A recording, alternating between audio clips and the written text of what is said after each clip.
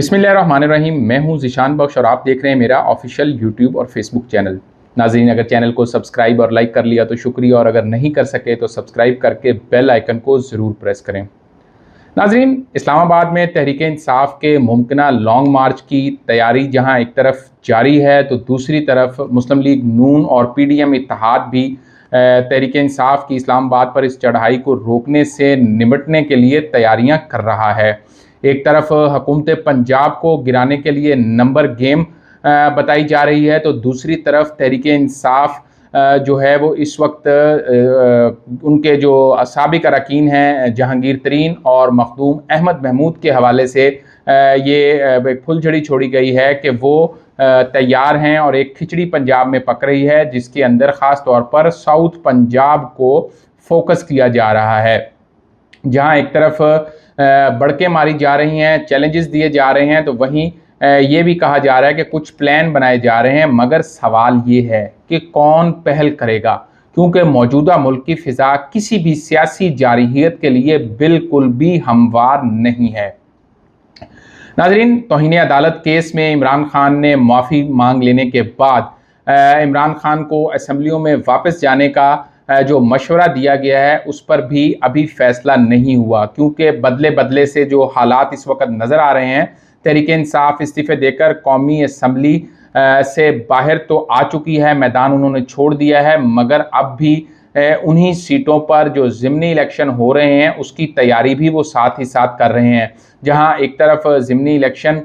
मुलतवी किए गए हैं, तो वहीं पर तहरीक इंसाफ की तरफ से जो सुप्रीम कोर्ट से एक मशवरा दिया गया है कि वो अब भी असम्बलियों में वापस आ जाएं। इसको लेते हुए साबिक स्पीकर कौमी असम्बली असद कैसर और सेनेटर फैसल जावेद ने कहा है कि असम्बली में वापस जाने पर जो सुप्रीम कोर्ट का मशवरा है वो काबिल गौर है। यानी तहरीक इंसाफ को ये जो एक मौका मिला है, अगर हम इसको कहें कि वो अपने इस फैसले पर नज़र षानी करे, जो कि बज़ाहिर जो सुप्रीम कोर्ट में डिस्कशन हुई और उसमें ये कहा गया कि इतनी बड़ी तादाद में कौमी असम्बली की सीटों से बैक वक्त इलेक्शन करवाने से जो मुल्क के कौमी ख़जाने के अखराजात आएंगे, क्या कोई सोच सकता है? इसको पॉलिटिकल पॉइंट स्कोरिंग के लिए तहरीक इंसाफ ज़रूर इस्तेमाल कर सकती है, लेकिन अमली तौर पर यह फ़ैसला तहरीक इंसाफ के न सिर्फ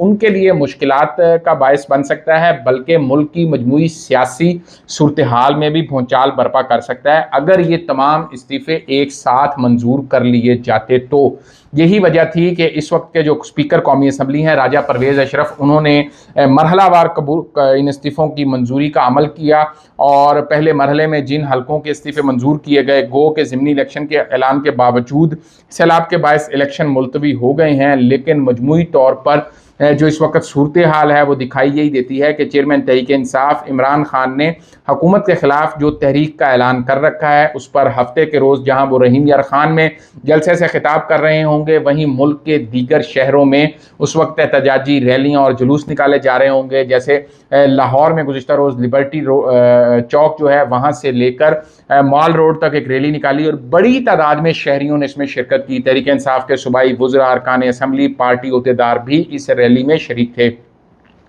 अगर हम दूसरी तरफ देखें, वफाकी हुकूमत इस्लामाबाद के रेड जोन को सील करने का एक तजर्बा कर चुकी है। किसानों का मार्च था, किसान F9 पार्क में आकर सारा दिन बैठे रहे और राना सनाउल्लाह का ये कहना है कि उन्होंने भरपूर तैयारी कर ली है और अब की बार जो है वो आंसू गैस के शेल और रबड़ की गोलियां जदीद तरीके से वो उनका इस्तेमाल करेंगे। वो जदीद तरीका क्या है? मुमकिन तौर पर कहा यह जा रहा है कि ड्रोन टेक्नोलॉजी का इस्तेमाल किया जाएगा। और राना सनाउल्लाह के इस बयान को लेते हुए इमरान खान ने भी तगड़ा जवाब दिया और ये कहा कि राना सनाउल्लाह अपनी तैयारी रखें कि अब की बार जब तहरीक इंसाफ इस्लामाबाद आएगी तो फिर उनको छुपने की जगह भी नहीं मिलेगी। इस हवाले से पंजाब हुकूमत की अगर बात करें तो पंजाब हुकूमत की जो तैयारियां हैं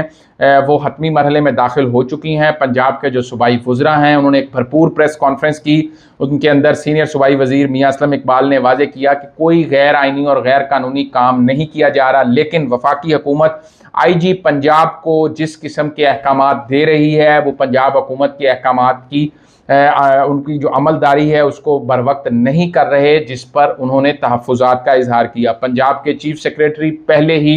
इख्तलाफात के नज़र होकर छुट्टी पर हैं جبکہ IG پنجاب سے بھی تحریک انصاف کے جو معاملات ہیں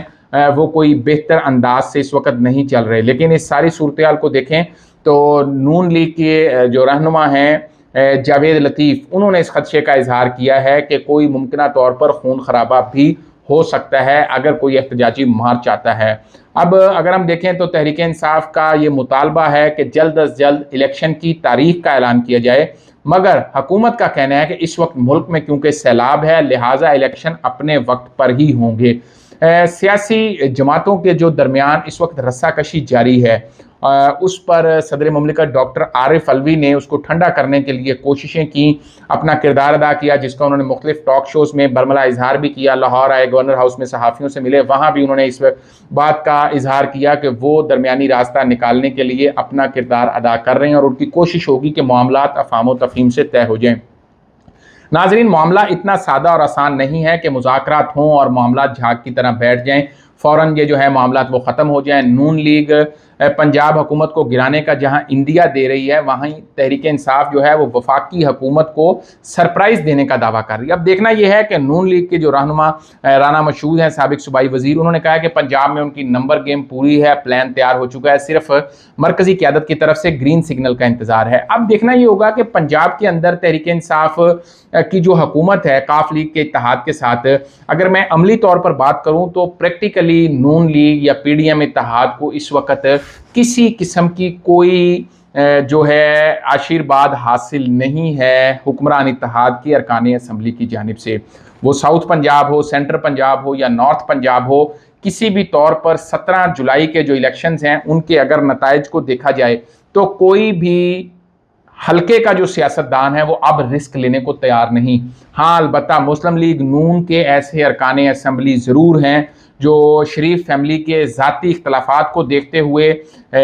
مریم نواز اور حمزہ شہباز کے درمیان جو ڈیفرنسز موجود ہیں ان کو دیکھتے ہوئے، اور اس وقت مسلم لیگ نون کا کیونکہ کوئی بیانیہ موجود نہیں ہے حالیہ انتخابی نتائج کو دیکھتے ہوئے، کیونکہ جو حلقے کا سیاستدان ہوتا ہے اس نے مستقبل پر نظر رکھنی ہوتی ہے، اس نے یہ دیکھنا ہوتا ہے کہ اگلا الیکشن وہ کیسے جیت سکتا ہے. مسلم لیگ نون کی آج کی تاریخ تک جو سٹینڈنگ ہے وہ عوامی میدان میں بہت پور ہے. یہی وجہ ہے کہ نون لیگ کے 4 سے 5 ارکان اسمبلی ایسے ہیں جو تحریک انصاف کی مقامی قیادت سے، صوبائی قیادت سے رابطے میں ہیں، اور ان کا یہ کہنا ہے کہ اگر ان کو ٹکٹ کی یقین دہانی کروا دی جائے تو پھر وہ تیار ہیں اپنی موجودہ جماعت نون لیگ کو چھوڑ کر جب تحریک انصاف کہے وہ استعفوں کا اعلان بھی کریں گے اور تحریک انصاف کے ساتھ شامل بھی ہوں گے. ناظرین، اب اگر موجودہ حالات کو دیکھا جائے تو محسوس ہوتا ہے کہ ایک لیول پلینگ فیلڈ دینے کی طرف حالات جا رہے ہیں. ایک طرف عمران خان کا اسلام آباد کی جانب پیش قدمی کی تیاری جاری ہے تو دوسری طرف نواز شریف کی وطن واپسی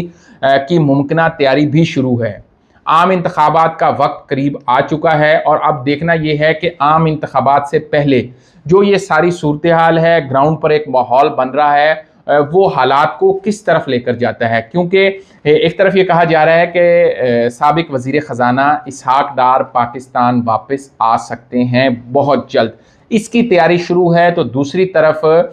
مسلم لیگ نون کے جو قائد ہیں نواز شریف، ان کی وطن واپسی کے حوالے سے بھی چیمگوئیاں کی جا رہی ہیں. اب دیکھنا یہ ہوگا کہ کیا عمران خان جب اسلام آباد کی طرف مارچ کرتے ہیں تو عین اسی وقت اسحاق ڈار کی وطن واپسی ہوتی ہے، اور مسلم لیگ نون کی جانب سے پیٹرول اور بجلی کی قیمتوں میں جو اس وقت بے تحاشا اضافہ ہو چکا ہے اس پہ ایک بڑی کمی کا اعلان کیا جاتا ہے تاکہ لوگوں کو عمران خان کے بیانیہ جو مہنگائی کا اس وقت وہ لے کر چل رہے ہیں اس سے پیچھے ہٹایا جا سکے. تو دیکھنا یہ ہوگا کہ نواز شریف کی اور اسحاق ڈار میں سے کسی ایک یا دونوں کی وطن واپسی اور عمران خان کا جو ممکنہ لانگ مارچ ہے وہ کس حد تک ان کی تاریخیں ایک جیسی ہوتی ہیں، کیونکہ اگلے 10 سے 15 دن یعنی کم از کم 2 ہفتے جو ہیں وہ پاکستان کی سیاست کے لیے بہت اہم ہیں. ناظرین، اپنا، دوستوں اور چاہنے والوں کا بہت خیال رکھیے. اللہ حافظ.